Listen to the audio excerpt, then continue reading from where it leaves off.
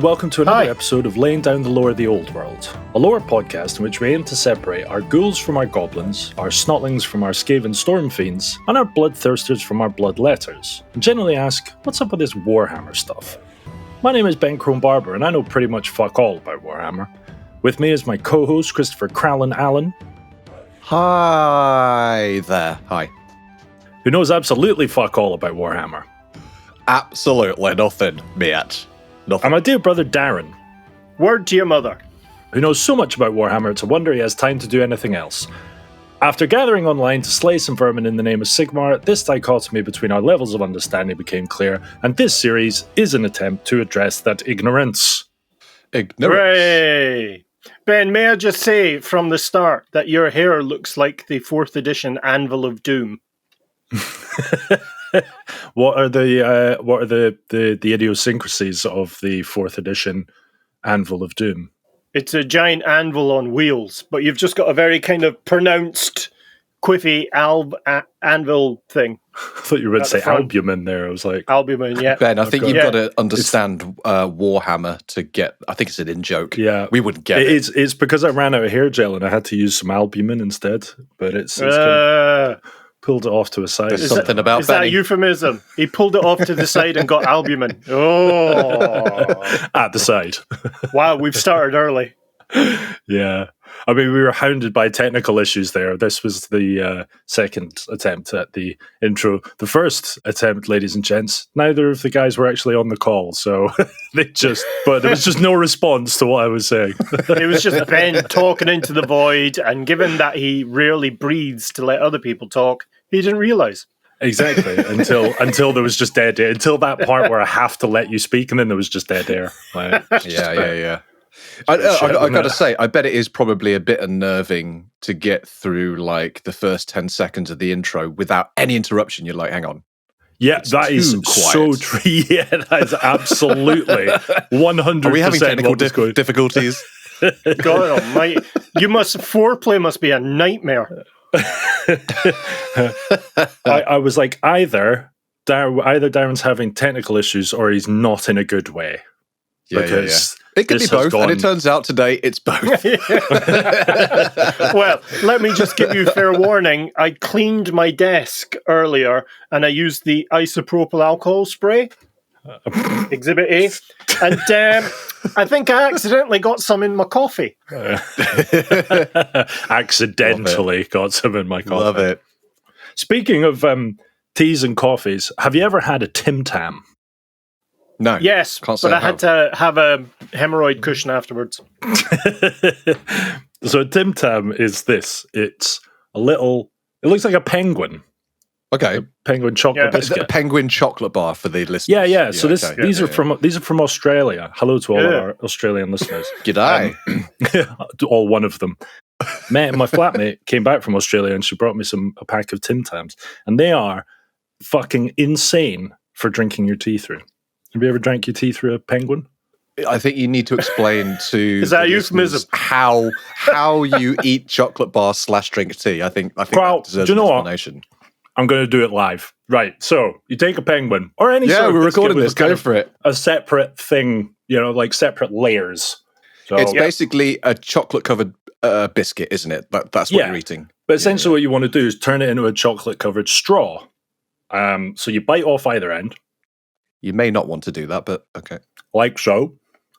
So you can have a hole either side, yeah. Yep. And then you stick one end of the tea. I mean, I'm not going to tell you how to use a straw. You guys know what you're doing, right? So you just stick the other end. But that ain't no straw, buddy. Do it on camera, you fucks. Yeah, get it in camera, get it in shot. And then you got to eat it really quickly because it dissolves from the inside. Ben was really popular at college. Can you guess why? Yeah. I will say it's also...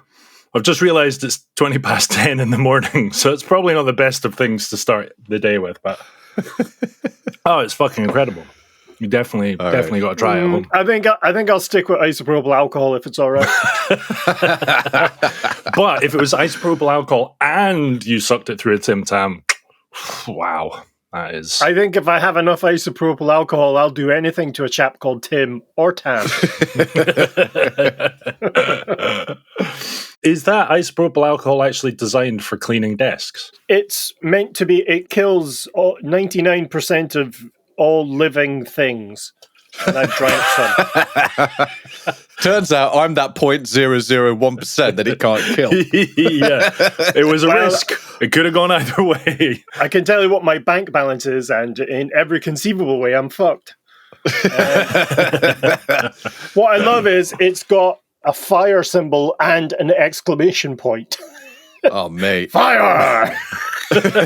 Danger! Cairo! Surprise! I was very, very isopropyl alcohol. Yeah, Darren, you brought it up for several episodes. What exactly do you use it for? Why is it there? I have a 3D printer, and so what we use I say we because obviously I'm schizophrenic. I spray down the miniatures I've printed, and it helps get rid of the resin residue, the residual resin. Yes, and you have to use that. You have to use that with that type of resin. I am moving to water soluble resin in the near future. Thanks for asking. Yeah, okay. All right, support stuff. Uncomfortable section incoming. Support us.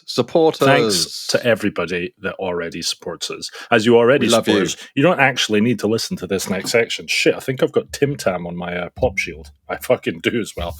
Maybe it's human shit. Could be. Yes, no, that's what it is. It's human shit. How did I get those two things mixed up? If you want to support the show, you can go on Patreon. And what's Patreon, Ben? I don't know, but whatever your name is, other Krell. The other Krell. What's Patreon, Krell, and how much is it? Patreon is a Kickstarter platform for budding young, talented creatives, like us three, you might say, that are looking for support in the form of money to help us on our endeavor to keep making more content. And it would be ever so good if you kind folks that are listening, probably for free at the moment, would just spare a few pennies to put towards our way so we can cover costs and continue making this content, which we so dearly love to make, for the mere cost of the starting price of £3 a month. Which is now, Krallen, what can £3 buy you? Blah blah blah blah. This is great. No, you've not got his cadence properly. Yeah, Krallen, what can £3 get you? Sorry, Krallen, shut up, Ben. You can buy a handful of Tim Tams, I bet, but that won't bring you as much joy. What's inflation? I think it was 36p. I think it was 36p. Oof, yeah, okay, 9? so less than 10. Less than 10, definitely. 9 for Yeah. The point is, while that would be great, it wouldn't be as great as knowing that you were supporting us. And the thing is, I just want to make a point here. Yes, you could buy nearly 9 Freddos with £3, nearly. But once you eat them, they're gone, right? All right. If it's £3 a month, what do you get for £3 a month? Limitless access to all our back catalogue of amazing shit and Darren's sourpuss face. Cheer it, mate. Well, no, it's just since the episode started, we've not mentioned Warhammer once. We'll get there. Fine. Warhammer. There you go. Actually, that's not true. It says Warhammer in the intro several times. 3, in fact. 4. Counting. Possibly more. Anyway, Kral, just to pick you over a point there, £3 won't get you the back catalogue of Chunks of Dar. Will get you access to the Discord. But it will, if you put in another extra £2, you would have access to all of Chunks of Dar. Dar, what is Chunks of Dar? How do you feel about Chunks of Dar? I feel kind of confusedly erotic about Chunks of Dar. And that is worrying because we're the only 2 people on it with you. We do it remotely. Settle down. It's like the world's shittest webcam party. It's an additional hour's worth of content a month where the boys ask me questions based on the episodes. So it's arguably better than the free stuff you get. Because it's... Mate, keep on selling.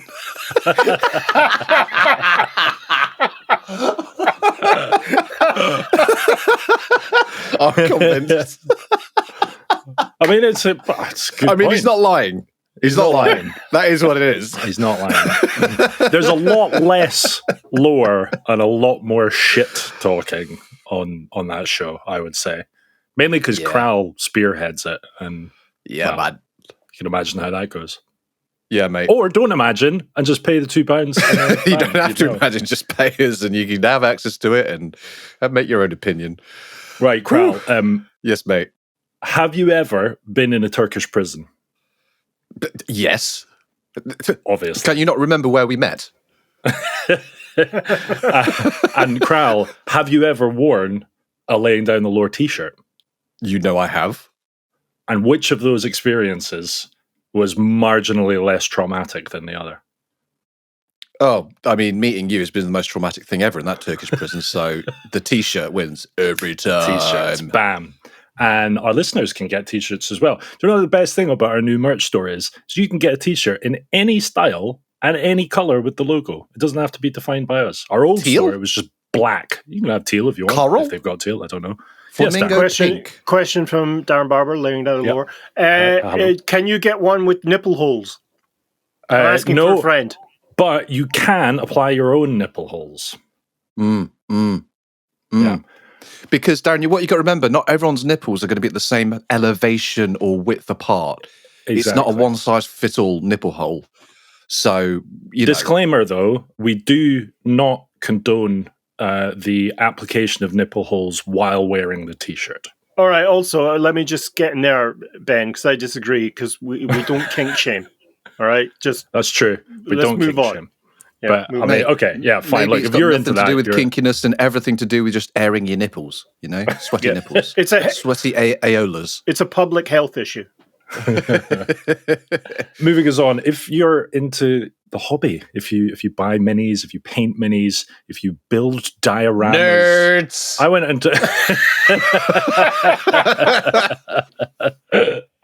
I went into a modeling store the other day, which, for the record, isn't just full of supermodels. It's where you buy all the materials for that. And I always thought the little trees look like broccoli. And conversely, then when ever I eat broccoli, I'm like, that looks like a little mini tree. I definitely want to make a diorama out of that. Anyone else? Yeah, man, that's what everyone thinks. That's how everyone's brain is wired. That's how dioramas were born, wasn't it? Yeah. Okay. I tell you what, given the amount of alcohol that's in this coffee, I might have a dose of the dioramas later on. Anyway, if you're into all of that stuff, you can buy materials from our various affiliates. You can jump on the support us link and you'll find them all in there. And every time you buy something, we get a little kickback to fuel Dar's isopropyl addiction. Now, Kralbuman, you know what time it is. Hello, Reichland. It's time for the WhatsApp recap.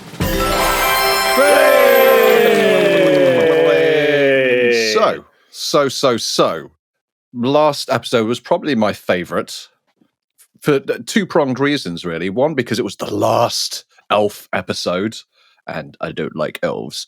But also, it was actually genuinely a pretty cool one, learning about the war machines and warfare of said elves. In true Krallen style, I'm horrifically underprepared, so I'm just going to reel this off in note form, and Ben is going to willingly chip in at the appropriate moments just to flesh things out a bit. Roger that. Citizen Levy. Ben, what are the three main components of the Citizen Levy? What three main units make up the Citizen Levy? Spearmen, archers, and like noble heroes? Yeah, the mounted dudes who are also part of the Citizen Levy. Which of those three units have the butt plug shaped helmet? Oh, that's a good question, Kral.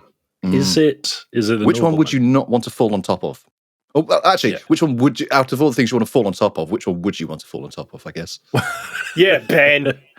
Hang on, we don't. Hang on, wait, I'm confused now. We don't kink shame. Sorry. Yeah. Also, I only fall on them the other way around, and nobody's allowed to kink shame me. Right in the ribs. Oh, Jesus! I think it. No, through the wide end. Yes, through the wide end first. One guy, one pointy hat, one pointy upside down hat. That video was rough. Is it the nobles? No, it is the spearmen. They have the butt-plugged shaped helmets. Okay. I am afraid. Ben, can you Are you? describe the Illyrian Reavers for us? No. Okay, they are the mounted archers. Firing crossbows and shit. Well, probably not crossbows. It will be a bow and arrow, won't it? Don't we discuss how Crossbows that's would be probably... useful. I guess the problem with crossbows on horseback is that you need to reload it. And that's pretty tough when you're on the back of a horse, But you need to reload right? the bow, don't you? Isn't that even But more you just difficult? draw the string.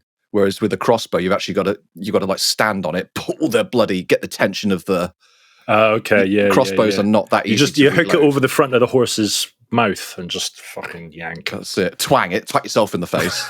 Right, okay. Just for listeners who think I'm not butting in, I'm not going to explain to them how Dark Elf crossbows work. Move on. Is it a dark elf Please don't. crossbow? This is the High Elf episode, please, Darren. Yeah, So Ben. thank you for stepping in. Yeah, shut up. Shut up, Proud. Ben, name one of the biggest units in the High Elf army. High Elf Giants. Really tall elves. Is it a dragon? I'll give you half a point. I was looking for the manatee or sea cow of Tiranoc. That's not a thing. Also, surely the bigger unit is the manatee trebuchet. That's it, exactly. Yeah. The oversized manatee trebuchet. Yep. Moving on, there were also the charioteers of Tiranoc. Guess what they do? Various heavy infantry, the sarcastic and silent swordmasters of Hoeth, the Phoenix Guard, Shadow Warriors of Naggaroth, kind of saboteur-y ninja people. They're my favourites. They are your faves. White Lions of Thrace, or the bodyguards of the Phoenix Guards, who also have access to chariots which are pulled by magical rainbow-vomiting white lions, and a few Lothan Sea Guard extras such as the Eagle Claw bolt throwers, flying griffin chariots. Oh, Ben, okay, fine, last quiz. How many kinds of Phoenix are there, and what are they? Is it 2 types of phoenixes? 3 types of phoenixes. One is the normal phoenix that's fiery. Mm-hmm. One is the not normal phoenix that is icy. Mm-hmm. And then there's a third one that is different from both of the first ones. I'm sorry, there's only 2, Ben. There's only 2. Oh, you bastard. I don't know where you got 3 from. I said 2. Well, there is the third, the lesser-known passive-aggressive Phoenix. Yeah. Also my favourite. Phoenix. Yeah, pretty much. So, yeah, High Elves, ba-boom. Were they as exhilarating as you thought they were going to be, Ben? Did they disappoint in terms of lore? I still like them as much. Yeah. I think the story of the High Elves seems to be a lot more kind of merged with the story of the Dark Elves than I was expecting. I thought there was going to be a bit more daring do. I thought the elves would have kind of come across as a bit more kind of go get them sort of guys, but they didn't. They were just kind of a bit of a struggling race, and there was a lot of of Dark Elf stuff. There was a lot of burden on them, wasn't there? They had to control chaos with the chaos butt plug sinkhole. People always trying to fuck them over. But yeah, I found them a bit unremarkable. Like, is cliche the right word? They weren't as engaging as like the dwarves or the orcs or the other races we found. Yeah, kind of. I wasn't surprised by anything. They're all right. They're okay. They are, I think, as the other races that we've covered have a bit of a comical streak written into the lore, where you don't really have that with the elves. They were quite serious. My favorite thing about the whole elven lore is the fact that they're slightly smaller than humans. What is that about? Indeed. Yeah. I mean, that's you thought they're long, lanky, graceful motherfuckers. Yeah. But they're just short motherfuckers. So, well, they are long, lanky, graceful motherfuckers if you've got nothing else to have a kind of frame of reference. Right. Yeah, relatively speaking. Yeah. God, it's an interesting. Cool. But I'm happy to draw a line under that race, to be honest. Let's get into something interesting, such as, Darren, what are we doing next? We don't know. Crowd, do you want to take a bet? Chaos Beastmen. I'm going to say, I think it's going to be a human. It's going to be the Empire or who are the ones that everyone hates? Bretonians? Does everyone hate them? I don't know if that's the case. It's just Darren. Darren's Darren. hate for the Bretonians is so strong, it seems to cast a shadow over everybody's opinion. I started choking. As soon as you said Bretonians, I started choking. We're going to start a 9-episode extravaganza on halflings. Hey! I'll happily lose a bet to that. Okay, so we've discussed previously about the moot and where the halflings live in the Empire. Of course, I'm making it up. It's going to be Warriors of Chaos. Oh, Yeah, what do you mean? Of course, you're joking. Why wouldn't you talk about the halflings? I'm not joking. His answer was a laugh. No, roughly 9 episodes has been the series length for each of the deep dives, Kral. So obviously, if it was halflings, it's going to be half of that, isn't it? Yes. Yeah, sure. Well, it's probably only going to be 2 episodes tacked on to the Empire. That's it. Right. Really? They don't. We're not doing our whole podcast series dedicated to halflings. There is a dedicated halfling podcast, but it's more like a fetish thing. Okay. Yeah, got it. Right, so, yes. Demons. Warriors chaos. of Chaos. Thanks for talking over me, Kral. Warriors of Chaos. He just spat Tim Tam all over his pop shield. Don't worry about it. Is that code? Yeah. Oh, no. Sorry. Yes, he shat on it. Human shit, apparently. Oh, all right, Ben. Don't get so arsey about it. Everyone makes mistakes. You shit on stuff, you wipe it off, you move on. You don't need to keep going on about it. We're all very proud of you. So, Warriors of Chaos. These are the mortal followers of Chaos. They're the mortal human followers of Chaos. And human is in quotes. So this is the first time we've really touched on one of the big bads of the Warhammer world. And I would put Warriors of Chaos as the second or third greatest threat to the Warhammer world. The first being the demonic legions of the Chaos gods. You don't really get demonic legions of good gods, do you? Even though they would have the same sort of energy. Would they still be called demons? And do you even get legions at all with non-chaos gods? So, the good gods, should we call them? That's a very good point. You might get a gang or a gangle. a smattering. Yeah. The smattering of demon dwarves. Why is that? You kind of would think kind of things are relatively balanced generally, or maybe, well, obviously not, but why would not the good gods in bunny ears have their own legions? And why would those legions not engage in the same kind of thing, trying to rid the world of chaos? Because the good gods are fractured. So you have, the good gods of humanity, the good gods of the elves, good gods of the dwarves. They all have their own kind of factional attraction, whereas the chaos gods can be worshipped by everyone. When 4 become 1, yes. Yeah. But also, if the good gods had legions, then it's going to be a little bit unbalanced, kind of as a whole, isn't it? Because then you'd have all of the mortal forces plus all of the good legions against just the chaos legions. I guess you could also say that those mortal living factions on the fated place are the legions of the good gods. Maybe. Kral, you could. It's true. You could say that. We've gotten so deep so quickly. I don't know what to do now. That's what she said.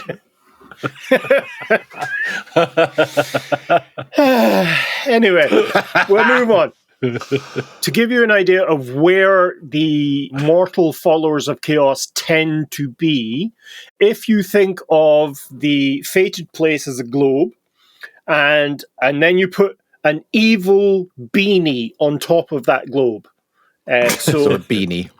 The vast majority of the mortal followers of chaos are found within the beanie of chaos. The evil beanie. And it's centered where the propeller would be on a beanie. That's where the Propeller? chaos gates used to be. I'm thinking of the little ones The hat with the propeller on top. Okay. Kids thing. Yeah. Yep. Yeah. I'm thinking of the one with the beer cans on the side. I don't think either of the things you two just explained are a beanie. A beanie is just like a head hugging, like fabric hat. No, that keeps you warm. Yeah. Man, you were able to cover most of your hair with one hand. That was awesome. Yeah, mate. Does that mean his hands are really big? Means my hair is really thin. If you think of an evil Arctic circle, the vast majority, rather, of the mortal followers of chaos are found in that circle. Now, I have shared a map with you two guys on WhatsApp, and we'll put it in the show notes, but that's top down, centered on the collapsed Chaos Gate at the North Pole of the fated place. Oh, it's amazing that collapsed Oh, pool Naggaroth. looks like. I know that place. The Empire. It's pretty amazing that the collapsed gate looks like a skull. Mm. You're a tit. True. I'm really getting on Dar's nerves today. I can feel it. It's coming. There's a tantrum. Well, Darren the brought the pipeline, sass at the beginning of the show, so I think he I was all sass at the beginning of the show. Yeah. I don't think he enjoyed the true. Tim Tam thing, so note to self, don't eat confectionery in front of Dar again.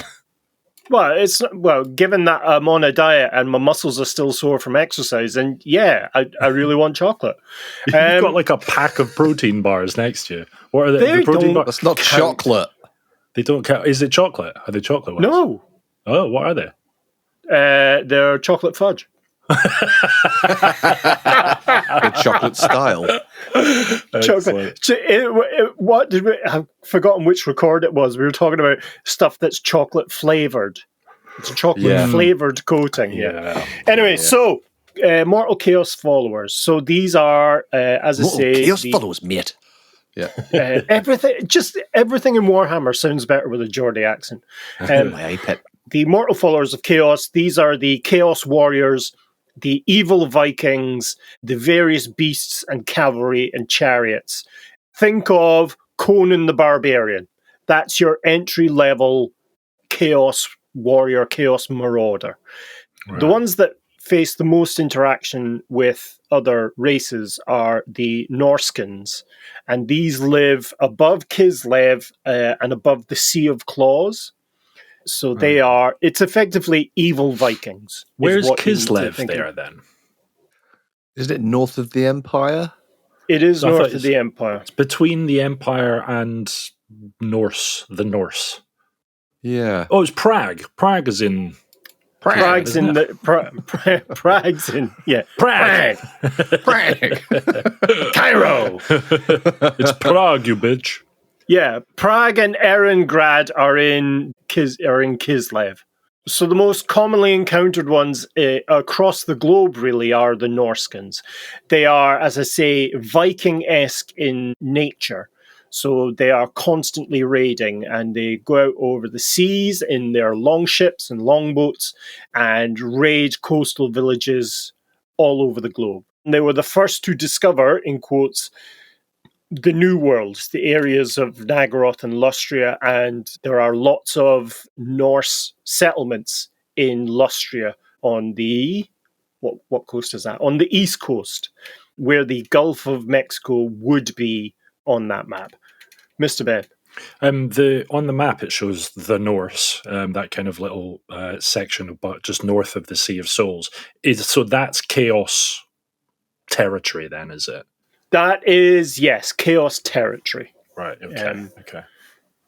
Has the Empire and Kislev ever tried to make a push into that land? Because it strikes me that obviously you've got the World Edge Mountains to the east, and that comes up and meets that kind of inlet of water, doesn't it? And that kind of nicely kind of cuts off the human realms from the Chaos realms and the Darklands. Have they ever tried to make a push and take over the Norseland to try and push them out of that landmass?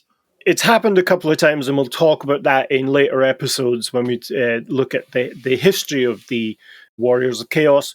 But in general, once you get into the Norse lands, if you were focusing on the Empire and Kislev heading north, you begin to feel the effects of the collapsed Chaos portal.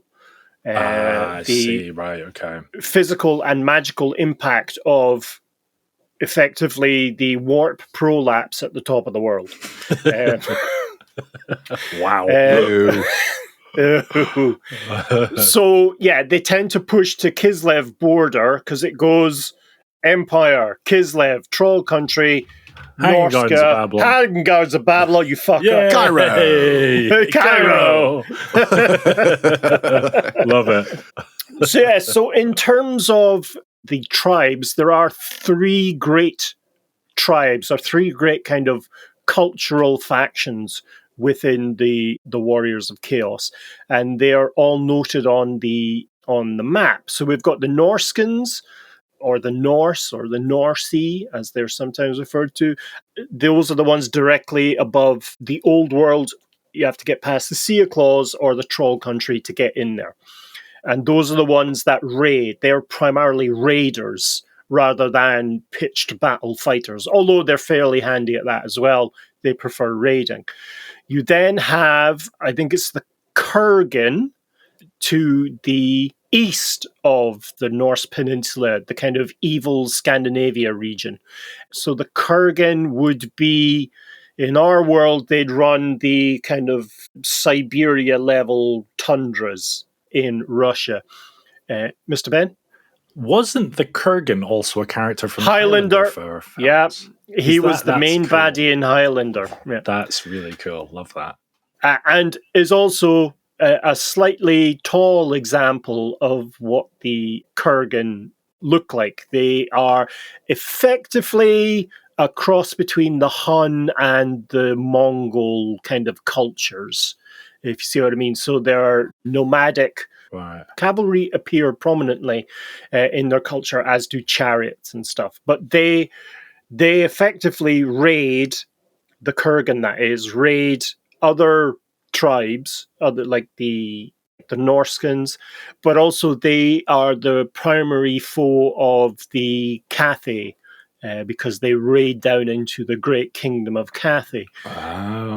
Sounds like the classic China versus Mongol historic That's exactly derby, right. That kind of idea. Yeah. Okay, yeah. The Kurgan make up the majority of any of the kind of large invasion forces of chaos. You know, that once in a generation, once in a couple of generations, huge invasion force. The bulk of the mortal followers are the Kurgan, and they'll pick up other tribes as they go in. And we'll talk about how those things precipitate shortly. If we go round again above Naggaroth, we find the Hung, which are another... I wonder how they got their name. It's all the pheasants. It's all the pheasants that they hang on their chariots. Yeah, exactly. Yeah. So these are, if one can imagine, a Stone Age version of Conan. So it's a pure hunter-gatherer society. The other marauder tribes, let's call them, they are able to build settlements, and they have settlements and use them for trade and commerce and also for centers of power. The Hung are purely like locusts in terms of tribes, they will move, clans. Yeah, exactly right. Very basic. They are the least civilized of the marauder tribes, and that's saying something. Which also means they're as hard as nails, because all they do is fight for survival every single day. That's not to say the other tribes don't, but they do it in a very barren wilderness. In a fightier way. In a more stabby way, yeah. In a more deathy way.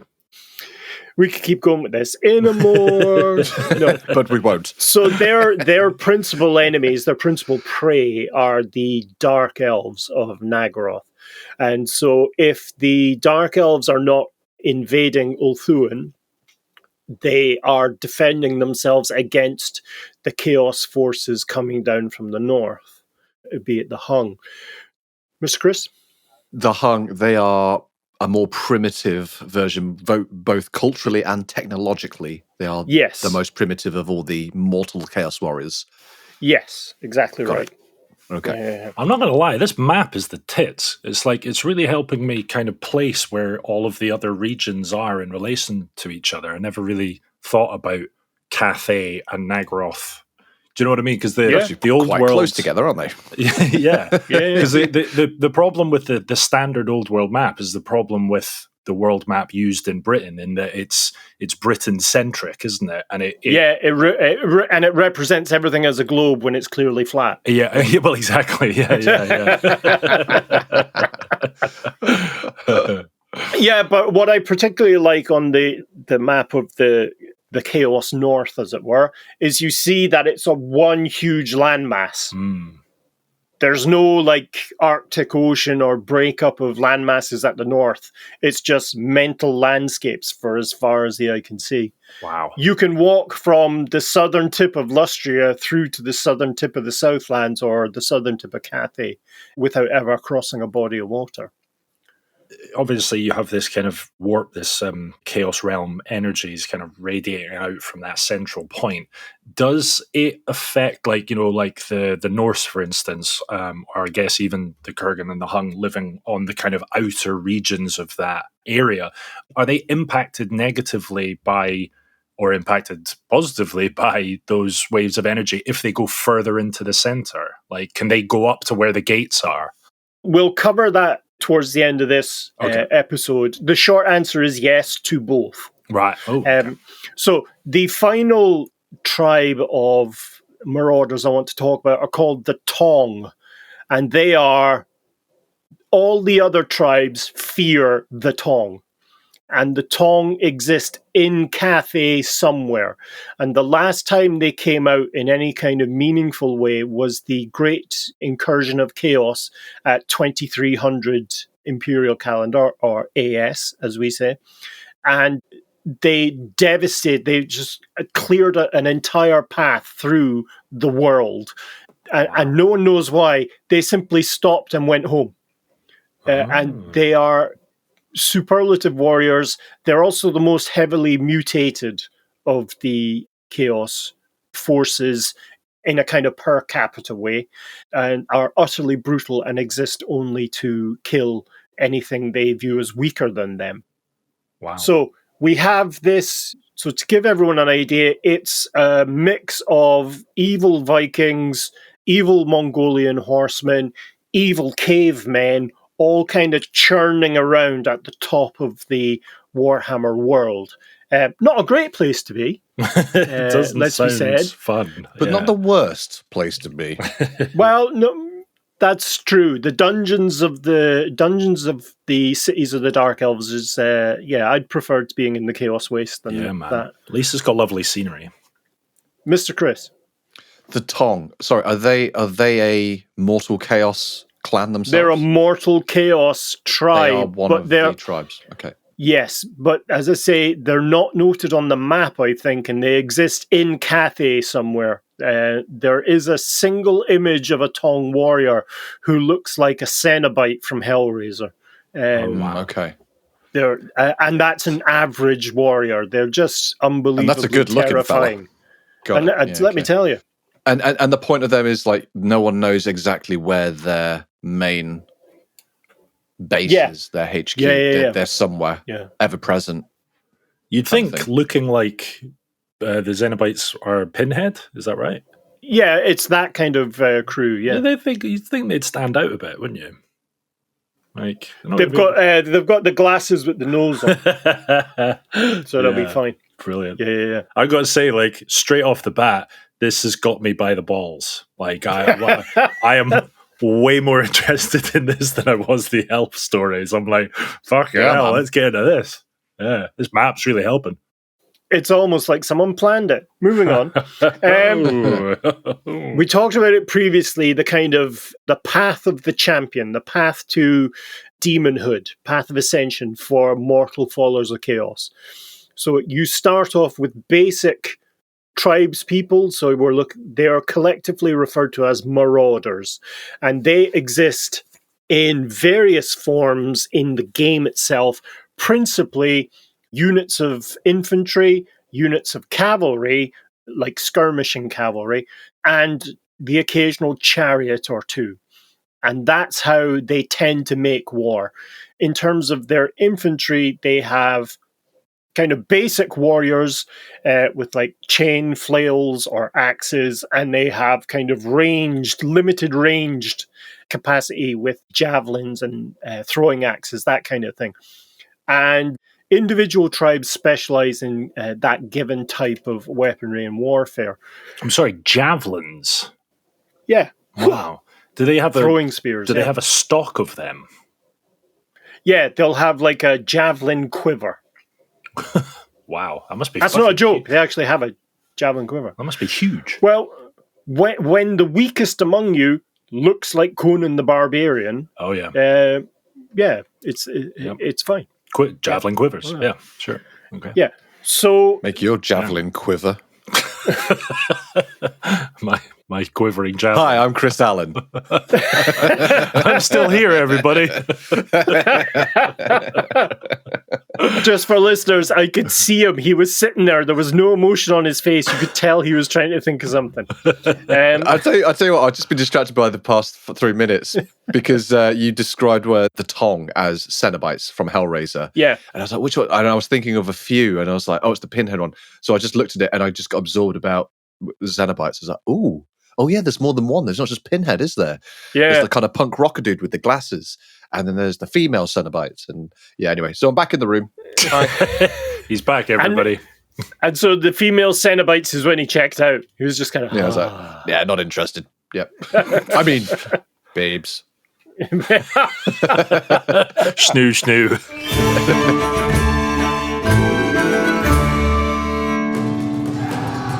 Brothers, sisters of chaos, hear me. We stand on the edge of victory. You have fought like champions. Much blood has been spilled. Khorne is pleased. Our gods, they smile upon us. But they also test us. Though fear not, to be tested is to already be chosen by chaos. And we cannot fail. No one matches our strength. No one matches our fury. And no one has the one thing we have. Tim Tam chocolate-covered biscuits. A mouth-watering combination of smooth chocolate coating, crunchy biscuits, and a luscious velvety center. Food for the chaos gods themselves. So rest for a moment.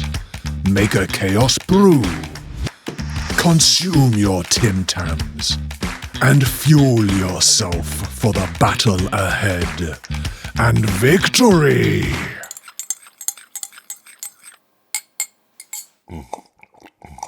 Hey, are you drinking your tea through your Tim Tam like a straw? Oh, you're a wrong 'un, mate. 80% of all the forces of the mortal armies of chaos are these marauder troops. And within the given tribes, they hold up, or there is a particular structure. You have the basic marauder guys led by either a chieftain or a shaman or both in some fashion. And the bulk of them worship chaos undivided. That is, they worship all four gods of chaos equally so that they get all the benefits from those four chaos gods.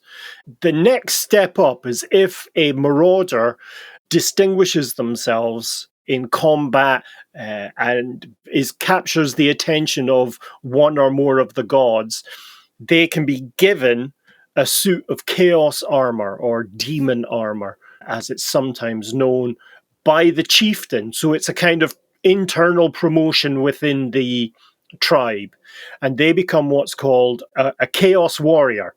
which is very confusing because Warriors of Chaos is the faction name, and Chaos Warriors is a specific type of troop. Where does that armor come from? Is it forged, or is it created in the Chaos realm? No, it's in general forged. It's effectively a big suit of plate armor made by the smiths of the of the tribes. Gotcha. So it'll either be stuff they had on hand, which they grant to a new warrior, or it's dead man's boots, sometimes literally, or it's forged particularly for that individual. Love, they're like, oh wow, thanks for the new armor. They're like, oh no, don't worry, it's just we just had it lying around. Yeah, we just found it. You're doing us a favor. Like, it's just been clogging up that fucking utility cupboard. A good representation of the difference between the Marauders and the Chaos Warriors is from our own experience with Vermintide. The basic human troop type, those are the Marauders. Oh yeah. So the guys that the guys with shields, or the guys with the 2 axes and stuff, the berserkers. The Chaos Warriors are the giant armored dudes. Yes. So the giant in the game, it's Chaos Warriors of Nurgle, but Chaos Warrior is a troop type that can appear in all the gods' armies, or just in terms of their stature. So these guys are 7 to 8 feet tall. So they start off as an already tall evil Scandi. When they get the armor, they very quickly bulk up. And this is either through having to wear the armor, and they get, a significantly larger cut of any kind of beast that they hunt down, or, so they protein up. Wow. Or they are inflated, might be the wrong word, by one or more of the pantheon. Yeah. so it's very much, if you've seen the first Captain America movie, it's Steve Rogers before and after. Yeah. So that's the kind of... You'd have to, though. You can imagine putting Kral in a suit of armor like that. It's going to chafe a little bit. There's going to be a bit of movement. It's a bit tight around the chest. Also made him Scottish for some reason. I was doing a Gimli. Yeah. When he puts on the mithril armor and it goes to, and he just kind of clangs to the floor. Yeah, Darren gets it. I'm explaining it for Ben. I see. Yeah, I knew what you were talking about as well, but I enjoyed the explanation. I've just got a vision of someone walking past this mouthy suit of armor that can't move. The voice is coming from his knee. So Chaos Warriors, then, the armored brutes, that's really the first step up in your journey to become a leader, your journey to become a Chaos champion, that kind of idea. In general, most chieftains are the next step up, and that's the chosen of Chaos. So these are Chaos Warriors that have delighted the gods in some fashion, and they are then gifted. Their armor is through kind of chaos energies. They're either they're given beneficial mutations that make them more effective in combat, or their armor changes and is warped to make them faster, stronger. And in general, they use huge double-handed weapons or halberds, which is basically just a long axe. And these are the elite of the mortal tribes, and they hold the center line in any kind of defensive action, or those are the ones you send out to decimate the enemy's best units, because they have the blessings of the gods on them. They're one step up from the Chaos Warriors? They're the next step up from the Chaos Warriors. So it was Marauder, Chaos Warrior, Chosen of Chaos. And are they bigger? They're slightly bigger than Chaos Warriors, but their armor is more ornate. Right, okay. And as they use the various gifts they've been given from the Chaos Gods, the sort of decorative stuff starts to appear magically upon them, on their armor. Like a dolphin on their inner lower abdomen from Bodycraft. Oh, Jesus Christ. Get a tramp stamp. He brings up his tattoo all the time. Oh, this thing? Yeah. Got it whilst I was in prison. Oh, this is just from Chaos Gods, baby. The Chaos Chosen also operate as the bodyguards of the chieftain of a given tribe or the shaman of a given tribe. The chieftain then is effectively a Chaos Chosen.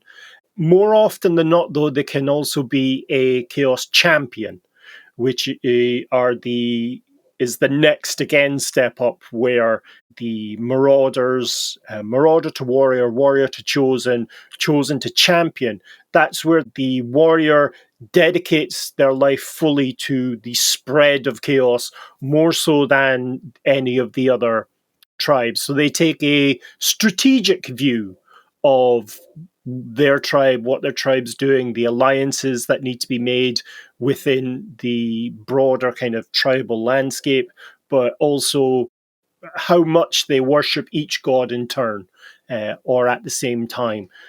Are they Chaos Undivided? A lot of them are, but once you get to kind of the Chaos Chosen level, if you're wanting to become a Chaos Champion, it's oftentimes easier to dedicate your life to one of the Chaos gods. But, as we'll discuss soon, it's almost your very nature defines which Chaos god you aim for. Now, that's not to say there are not Chaos Champions of Chaos Undivided. They are, but they're arguably a lot tougher.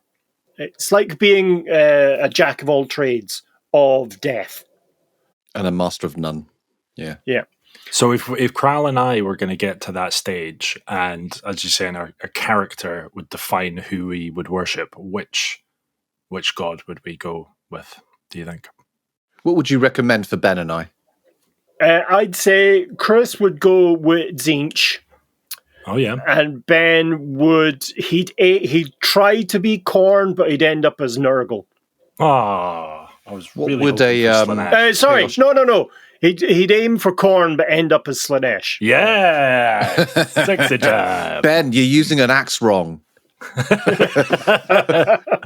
is a business end, you've baby. tried it. A Chaos Champion of Tzeentch. What would their characteristics be? Small. What make them Tzeentchy? They're Malaysian. For all our Malaysian listeners out there, they're just taking the piss out of me because I'm half Malaysian. Don't worry. It's Kral, me, everyone's favourite Caucasian Malaysian. Bam. They are magic users almost to an individual. They're also incredibly conniving. Plans within plans within plans. Yeah. You get magic using Chaos Warriors. Okay, cool. Casters and spell users. Okay, cool. So, yes. Anyway, moving on. The other side of leadership within these tribes are the shaman. And these are these are the magic users, the wizards of chaos. Everything's of chaos. So they have like the recycling bins of chaos. So Yes. everything is there. Yeah. And so these guys really, it's the kind of the classic notion of paganism and the kind of weird, odd worship of local and international gods, as I would class the chaos gods. Lots of totems, lots of staffs with bones hanging off them, lots of casting runes to interpret the kind of the will of the gods. And so, in general, the existing shaman will get a vision that another shaman is about to be born and will either kill that baby or allow that baby to grow on the instructions of the kind of omens and portents they receive. And then that will serve either as their acolyte or it will be turned over to the wilds to go and find its way and then return either to join the tribe again or to kill the existing shaman and take over that role. The shaman in general go through a different kind of hierarchy to go from kind of basic shaman to effectively a chaos sorcerer. There's really only kind of one jump. And chaos sorcerers effectively are the chaos chosen, but of the magic side. There tends not to be units of them. They tend to be individuals, heroes, and the like, as are the chieftains. Now, all of that, plus, that's their kind of warrior cadre, and the kind of magical and religious practice. The shamans serve as the head of religion for the tribes. So you have each tribe with that. They have their war life and their home life. They have all the kind of blacksmithing and leather making and all the kind of trades that would associate with that level of civilization. And for most of them, except for the Hung, they're nomadic as well. Or sorry, most of them except for the Norscans, they tend to do all of that on the move. So they are quite territorial. I find it really, really difficult to, like, when you're like, oh, so they've got their war life and then they've got their home life. And I'm like, yeah. Because in my head, like, a chaos warrior, it's just fucking eating whatever they find and just constantly moving, trying to find something to fight. Like, the idea that they're, like, leather making, just tanning leather. Yeah, and, like, they come into their fucking mud shack, open the fucking hide door, come in. Hi, honey. Take off the battle axe, clonk. Oh, babe. How was your day? Oh, I don't want to talk about Where's it. my little chaos terrors? Like, yeah, exactly. Oh, they're just off at the chaos crash. Like, everything's chaos before it. Like, hey, babe. Well, yeah. Do they procreate? Well, yeah, they're humans. Yeah. Okay, right. So it's still okay. Well, I don't know. It's just, the chaos, man. Okay. In terms of their religion, we've covered it a lot over the life of the podcast. They worship all four gods as Chaos Undivided or individual gods. So you do have tribes that are dedicated to Khorne or dedicated to Slaanesh or Nurgle or Tzeentch. But there's a lot of tribes that worship all four kind of equally, as I say, to get the kind of the baseline benefits from all of them instead of choosing just one. That's not to say that within each tribe there are not followers of Khorne or followers of Nurgle. Okay, interesting. They do exist. They tend to be quite, not isolationist, but they have their own areas within the kind of layout of the tribal steading. Nurgle, obviously, quite far away near the latrines.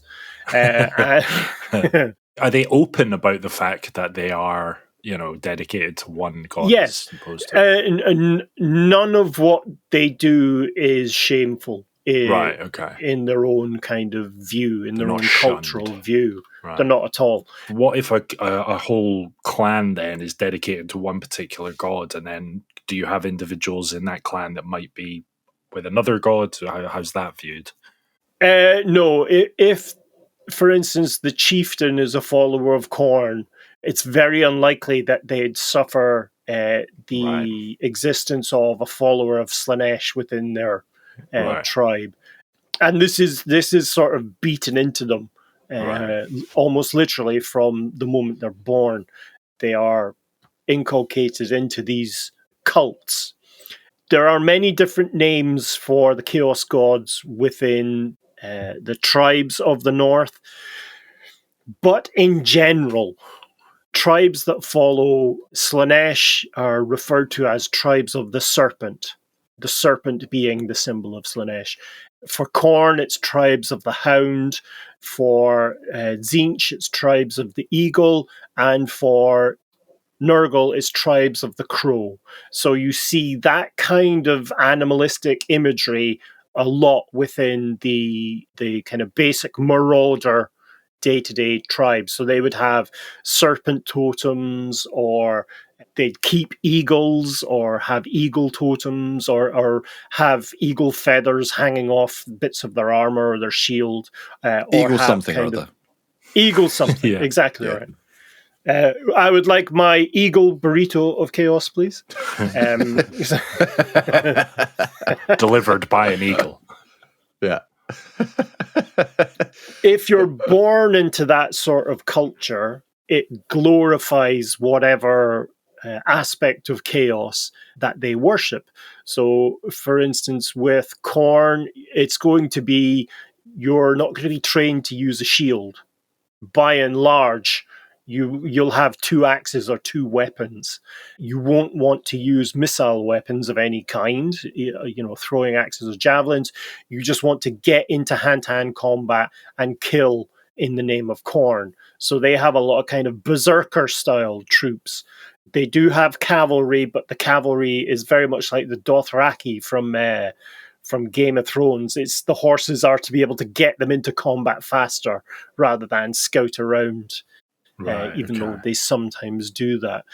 If you're within a tribe that worships Tzeentch, they put a huge stock in awareness of the winds of magic and the interpretation of dreams and omens and stuff.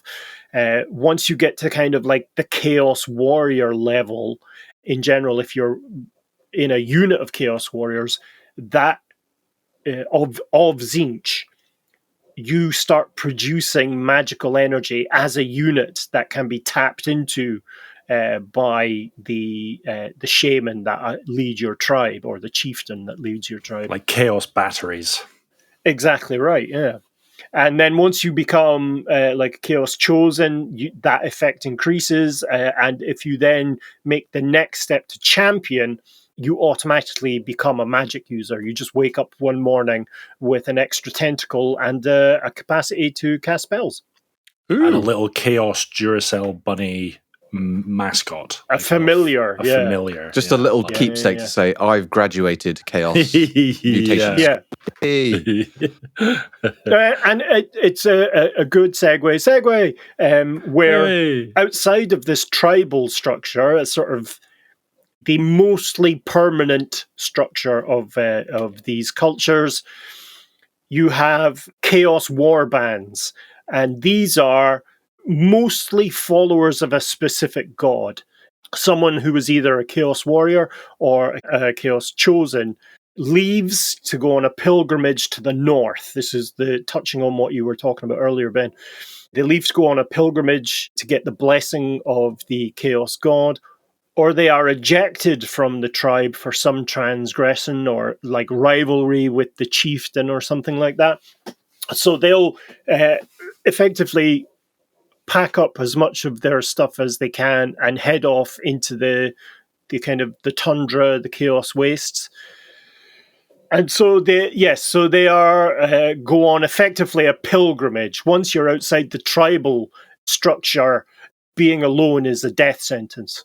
So what you find is followers of the same god tend to club together, and the most forceful personality, that of a dedicated chaos follower, will become the champion of that small warband. And in third edition Fantasy Battle, that was the entirety of a kind of mini campaign you could use, where you could create your own Chaos Champion from scratch and build up a warband with gaining new followers and gaining abilities and items. And I think it was perhaps my favorite aspect of third edition, because you could start with a handful of miniatures and end up with an army who has, your Chaos Lord is your ex-champion, and below them are champions and shaman that have not reached that level. And all their followers. So they basically all be kind of rejects from existing clans, is that right? Or existing tribes? I think rejects is perhaps a negative connotation. They are all ex-members of a given tribe. Right. But they are like sacred pilgrims is really how to think of it. Okay. Evil sacred pilgrims heading north. So some of them have the intention of going back to their tribe?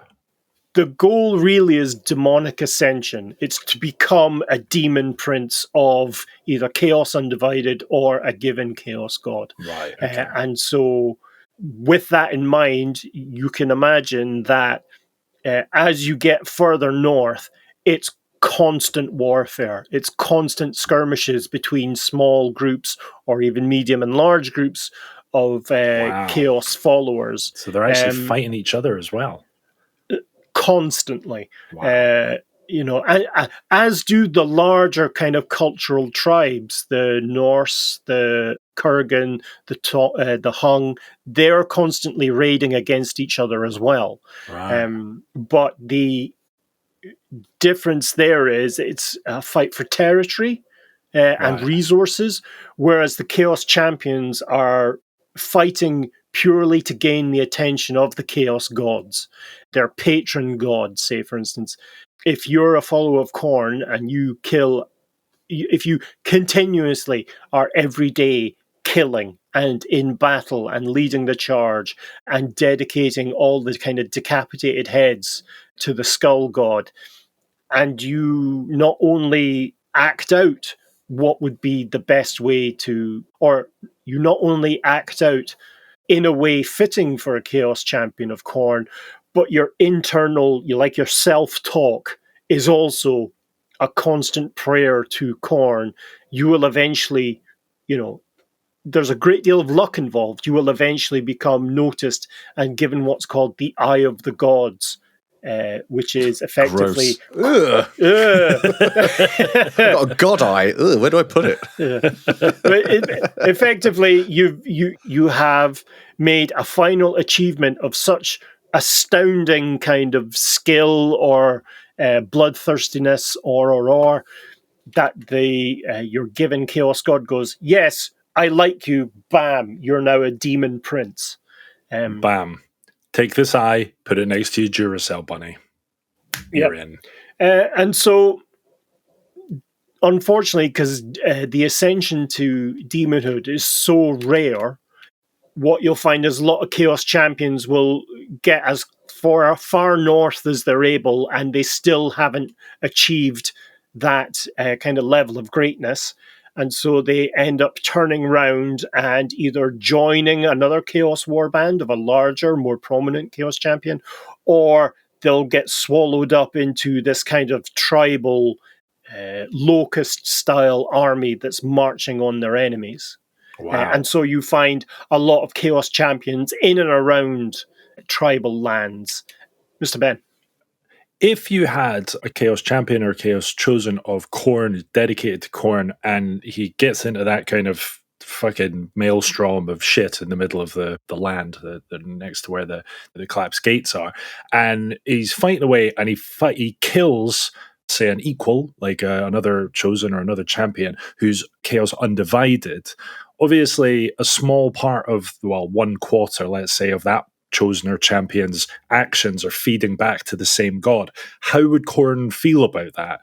Is Khorne going to get more from the dedicated champion killing the undivided champion than he would do if that undivided champion was left alive to continue doing his jam? Khorne only cares that killing is done in his name. He doesn't care who one of his champions kills. And in fact, in the 3rd edition rules, you could get a little bump in your kind of experience, but if you're a champion of Khorne, by killing another champion of Khorne, because they're the toughest enemy to fight in hand-to-hand combat. Now, not all Chaos Champions come from those tribes. Shut up. What? Sit down. The bulk of non-tribal Chaos Champions are humans that come from the human lands in the old world. So they'll have joined a cult at some stage in their life, or have been corrupted by some artifact or item, or hit with a magic spell that corrupts their soul in some fashion. And so they begin walking down the path of the Chaos Champion. And for them, once you get to a point where you've got a mutation that's so noticeable, you end up having to flee. These guys and girls tend to flee north into the lands of the Norse, where such mutations are seen as blessings of the gods rather than a corruption or a curse, as they would be in the Empire and the Old World. What kind of mutations are we talking about? There is a table in the Realm of Chaos book. What I'll do is I'll take a photograph of it and put it in the show notes, I think you where mentioned this, yeah. you roll a D1000. You roll to select the mutation. There's a couple of there's a couple of hundred easily within that table. What's a D1000? Please don't say that's a 1,000-sided. It's 2 dice. One it's a D100, which is just like 0, 10, 20, 30, 40, and then another D10, which is 0 to 9, I guess, isn't it? Yeah. Or is it 100 and then anyway, it's 2 dice. Yeah. The combination. But I also thought I was like, it's one 3 dice with dice. 1,000 faces. It's 3 dice. No, wait, that can't be right. It might be a D10, a D100. No, it's 3. One is single units, then tens, then hundreds. So it's 3. Yes. I see. Yeah. Yeah, so that includes everything from becoming an albino when you weren't an albino before, up to Tentacles for ears. tentacles. Yes, do you remember we discussed the crown of wangs, the crown of fingers? Oh yeah, the wang crack. Yeah.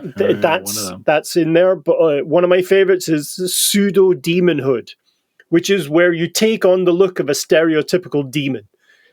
Wow. So a lot of them are cosmetic in terms of gameplay. A lot of them are negative in terms of you can get things like immobile, is where you wake up with no legs. So how do you get into battle? How does that benefit anybody, including the Chaos Gods, by having one of your followers that just can't move? This is the kind of headspace to get out of, is the Chaos Gods don't care. Yeah. If you're able to, I think they do care. If you overcome having no legs as a Chaos worshipper, then you're the guy they're looking for to become the next Chaos champion of Robot Wars, or I don't know. Okay, sure. Yeah. It's the ultimate test in faith, is it? Yes, it's that. Well, right. But it's not a deliberate test of faith. If you're able to overcome it, it's kind of a Darwinism thing. The gods only occasionally decide what mutation happens to an individual, and that's in general, that's only when you become a champion or more. What you're actually dealing with is the completely random force of chaos, the chaos energy that causes that kind of mutation. Now, we talked about humans. Historically, in 3rd edition, you had a kind of universal creature table which you could roll on to get the starting profile, the starting race of your champion, and that was everything from elves, dark elves, dwarves, humans, beastmen, that kind of idea, through to spiders, ants. You know, there are chaos ants, or there are conceivably champions who began as a chaos ant.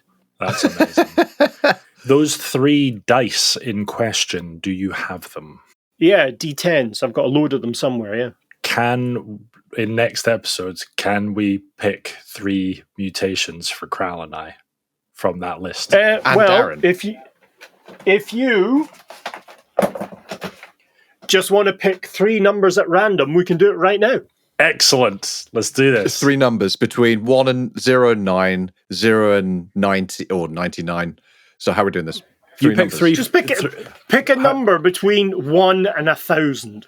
722. 722. So 722. Here's the table. Oh, nice table, bruh. 722 is poisonous bite. Poisonous bite. Okay. What's my next one, Kral? I'll take it. We're picking 3 for each other. Oh, 3 for each. Oh, am I giving? Yeah. Is that yours? You've got the poison bite. I've got poison bite. Okay. Next number 1. Acid excretion. Combined with the poisonous bite. Okay. Yeah, I see where this is going. Okay, last one. 206. Blood substitution. Now, hang on a second. Mine all seem to be fluid based. Right. Yeah. Chris, we need pick a number between 1 and 6. 3. Here we go. This would explain the acid excretion. Your blood is substituted with acid, which means anytime you're injured, blood sprays out and injures the person who attacked you. Cool. Nice. Okay. Right. It also means the acid excretion. I'm literally reading the book here. Acid excretion. You don't have to also flex, means, Darren. I'm reading. I'm reading. It means all your flesh is kind of melty and warped because it's constantly dissolving. Sweet. And you cannot wear non-magical clothes. Sweet. Okay. So you're nude most of the time. Wow. Okay, that's cool. So I've got poisonous, bitey, acid excretion. Acid and my excretion blood is acid. Is acid, right? Sweet. Right, Ben, okay, pick 3 for Chris. Here we go. 347. Good number.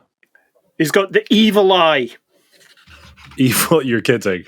Sounds a bit underwhelming. Go on. That explains a lot. What does that do? What does that Hang give on, me? let's just see if there's any rules for evil eye. You can place a curse on any creature within 10 feet. Ooh, nice. handy. Okay, cool. It gives them a plus or minus 1 or 10 to rolls on any given roll Not bad. that you decide. Not bad. Yep. Not bad. 443.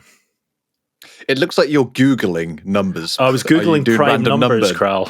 Oh, really? Okay. Yeah. 443. Yep. Okay, this couldn't have been better. Are you ready? God, What's the funniest one that could have come up? Are you ready? Is it the Y? Immobile No, or something. no. Growth.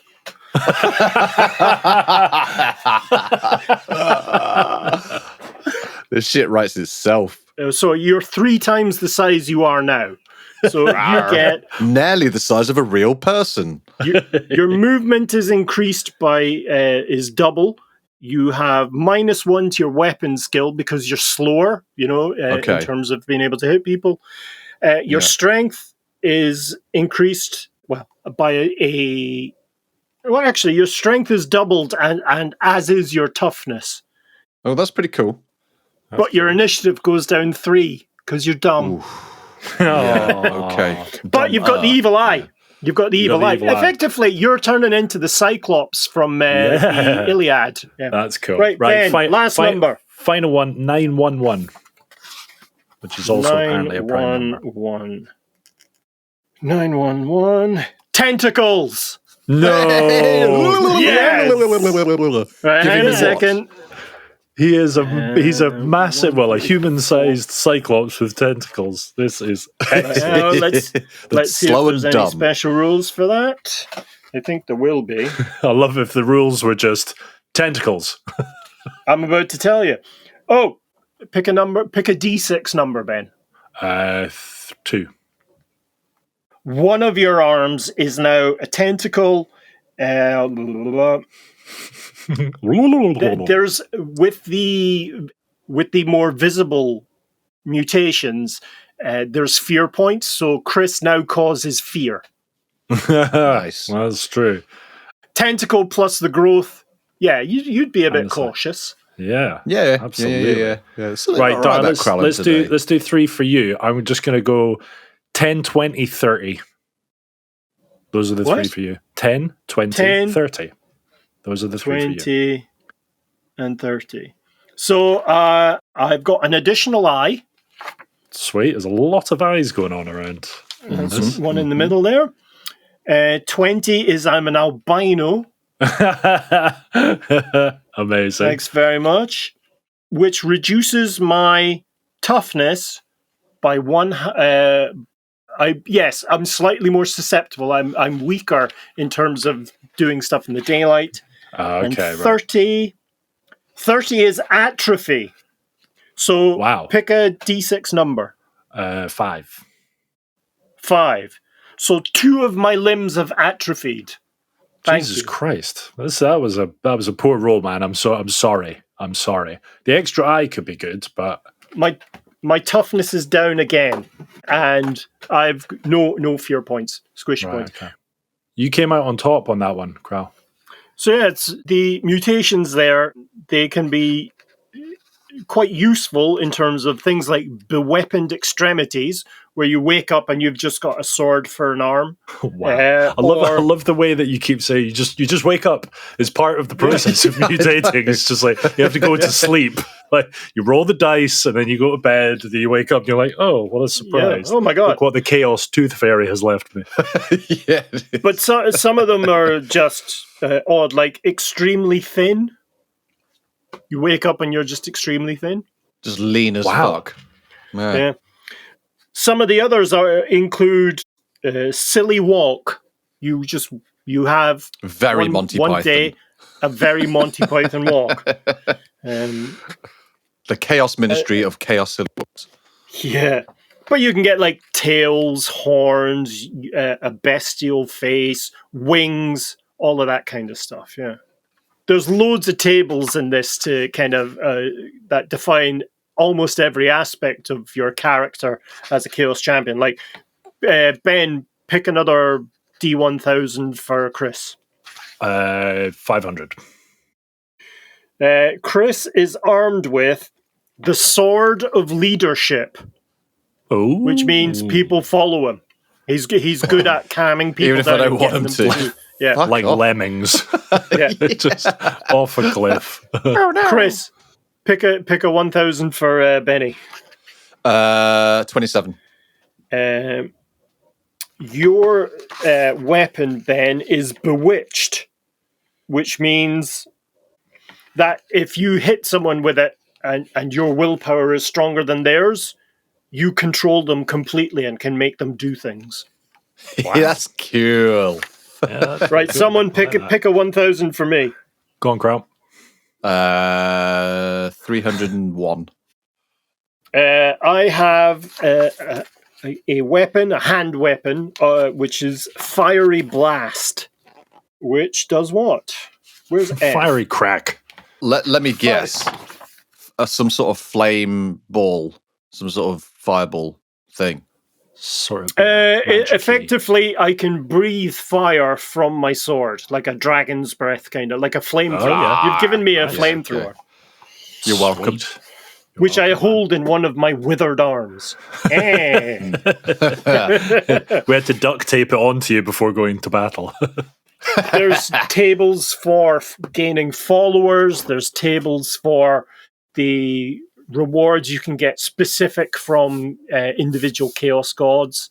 Khorne, there'll be all kind of martial armor, demon weapons, that kind of idea. But that gives you an idea of the complexity of basic tribal life within chaos, or the warriors of chaos, and those champions that lead those tribes or are thrown out of those tribes form the kind of core of chaos champions roaming the realms of chaos, or the chaos wastes, rather. Right.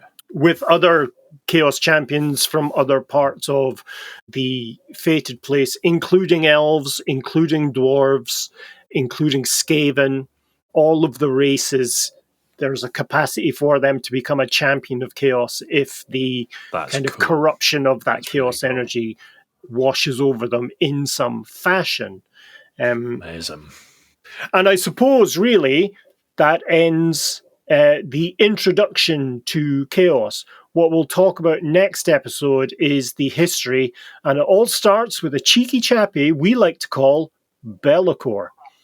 Be'lakor, eh? Be'lakor was the very first chaos champion. He was the very first human that pledged his soul to chaos.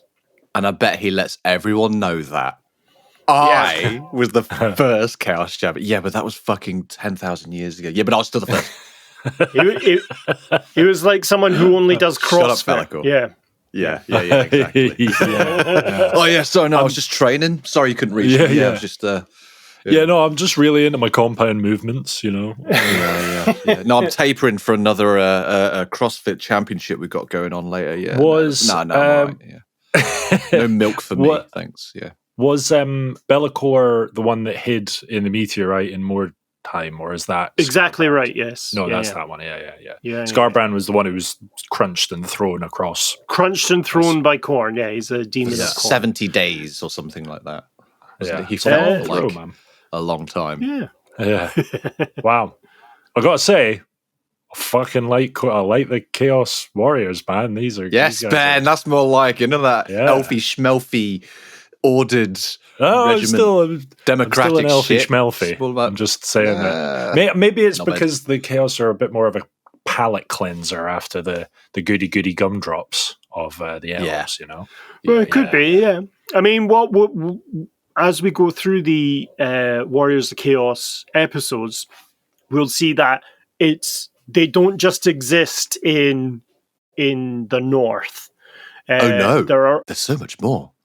There are also some in the south, although the details on them are few and far between. But the old world is rife, I say, with chaos warbands. So these will be, as mentioned, the aforementioned human cultists who become chaos champions. On their way to try and get north, they'll have to survive within the Empire or within Bretonnia as they go. But trying to get the fuck out. It's only really once they get into the north are they safe. Isn't even the right word, because there's nothing safe in the north. Yeah, accepted, I suppose. They are seen as just another mortal who's gained the benefits or the blessings of the gods of chaos, and we'll dive into those a bit more next episode as well. Yeah. Well, Kral, Chaos Warriors, thoughts? Yeah, they're fucking great. They're very orcish-like in that sense, and I love a good orc in terms of might is right, survival of the fittest, and that's it. You know what I mean? And tentacles. And tentacles, baby. Extra tentacles, please. Do you get Chaos Orcs, like up in the north? No, well, yes, but only a handful, and usually as followers of a Chaos Champion. You can get Orc Chaos Champions, but they are, I think, relegated to the pages of previous editions. Interesting. In terms of on the tabletop now, and by now I mean the old world, it's exclusively humans. Right. Okay. Cool. Where do the Chaos Warriors, Mortal Chaos Warriors, fall in your kind of hierarchy of favorite factions, Darren? Undead, Tomb Kings. The Realms of Chaos book that we were rolling the mutations from. Is that the one that we got you for your birthday? Yes, but the very first version of this that I owned was the third book I ever got for Warhammer. So I had the Warhammer Fantasy 3rd edition, Warhammer 40k Rogue Trader, and the Realms of Chaos book. I bought that like within a month of... No, couldn't have been a month. Within a year of getting the rule books for Christmas. And I was just addicted because I preferred the villains always. In fiction. Not in real life. But just to clarify.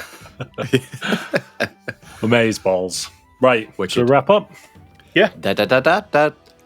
All right, that's all from us. Thank you so much for listening. Details and imagery for the topics we've discussed in this podcast can be found on our website at layingdownthelore.com. We also have all our previous episodes on there, release schedules, and of course, the aforementioned delicious merchandise. Oh, yeah.